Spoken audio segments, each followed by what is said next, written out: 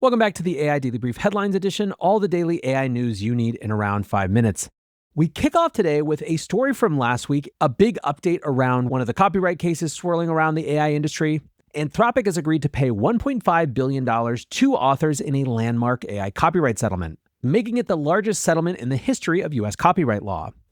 Now, back in June, a judge ruled that Anthropic's use of around 500,000 books and training data was fair use. However, the judge found that Anthropic would still be liable for copyright infringement for pirating the books rather than purchasing them. That claim comes with a hefty per-infringement penalty, so Anthropic couldn't really risk going to trial and ending up with a ruling in the tens of billions. A settlement fund will be used to make cash payments to impacted authors and to cover legal costs. Now, as you might imagine, the debate very quickly became, is this good for Anthropic? Is this good for authors? Is this good for both? Is this good for no one? TechCrunch took the view, and it's right there in the title, that the settlement, quote, sucks for writers. They noted that each of the 500,000 authors affected would only receive $3,000 settlement checks, and frankly, that assumes that legal costs won't reduce the number, so that's probably even a little bit generous. By way of comparison, in February, Microsoft offered authors working for HarperCollins $5,000 per book to be included in training data, split evenly between publishers and authors. It's also noteworthy that under this ruling, AI companies can train on any data they obtain legally, throwing into question the need to license books rather than just buying them off the shelf. Simon Willison tweeted, "Am I the only person who thinks this $1.5 billion Anthropic book settlement counts as a win for Anthropic?" Later he said, "To clarify, it appears it is legal, at least in the USA, to buy a used copy of a physical book, chop the spine off, scan the pages, discard the paper copy, and then train on the scanned data. The transformation from paper to scan is fair use."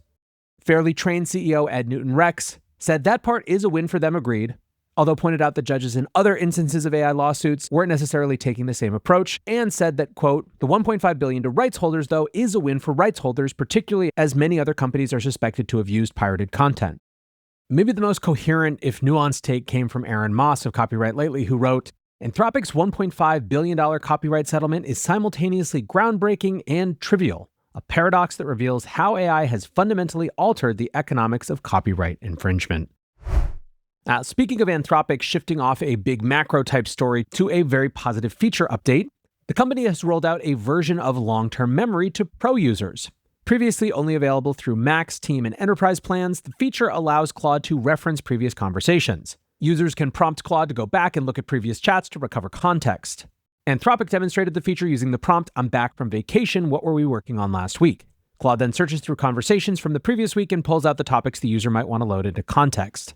They wrote, "The feature does not invisibly bring in context from past chats. When turned on, you can specifically ask Claude to search past chats, or Claude will infer based on context. You will always see a tool call when this happens."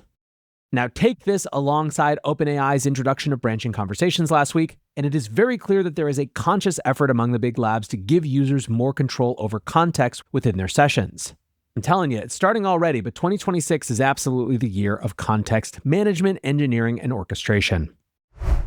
Moving over to the infrastructure part of the industry, OpenAI is set to begin mass production of their own chips next year.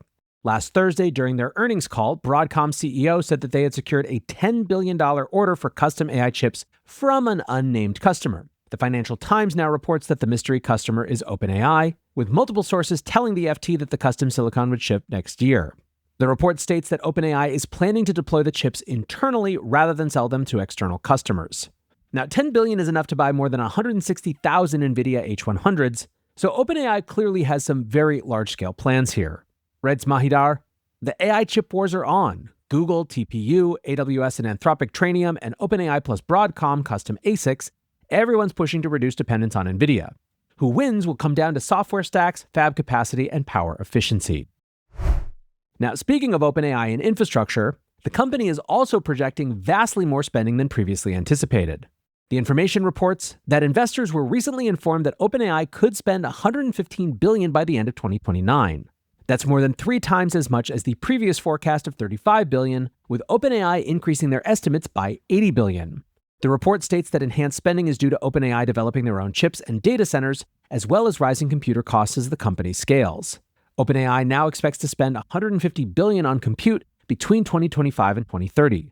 Now, of course, all of this is contributing to some of the big debates that we're going to be talking about in the main episode, but OpenAI is not the only company upping their estimates around how much they're going to spend on infrastructure. According to comments from Meta CEO Mark Zuckerberg and a dinner with President Donald Trump and other tech execs last week, Zuck said that Meta plans to spend something like at least $600 billion, his terms, on data centers and other US-based infrastructure. That seems to be an increase from estimates back in July, where Meta suggested that its 2025 capital expenditures would be between $66 and $72 billion, which was itself up 68% from capex in 2024. Lastly today, a pair of very similar feature updates from some image generators. At the end of last week, Midjourney announced its first Style Explorer. They tweeted, "Go to Explore on our website and press Styles. Click Try Style to quickly test them with whatever you have in your prompt bar. Fuzzy search works too. Type photo or anime in the search bar to narrow styles to just those domains." Now, this is basically a UX upgrade to allow people to get a generation in a specific stylistic zone without having to redescribe it every time, and with potentially more precision than their ability to articulate it via text. Now, on the same day that Midjourney announced their Style Explorer, Ideogram also announced Ideogram Styles. They launched with a huge array of styles, promising, quote, sophisticated, consistent aesthetics, and even matching stylized typography. Indeed, they wrote, "We worked hard to support text rendering in ideogram styles. Bring creative stylized typography to your designs in seconds." You can also upload a set of reference images to create custom styles that can be used in generations as well. Now, as someone who uses Ideogram as their daily driver design tool, and who has a very specific set of a couple different bundles of aesthetics, this is a potentially super powerful and time-saving update, and one that I'm excited to check out. For now, though, that's going to do it for today's AI Daily Brief Headlines edition. Next up, the main episode.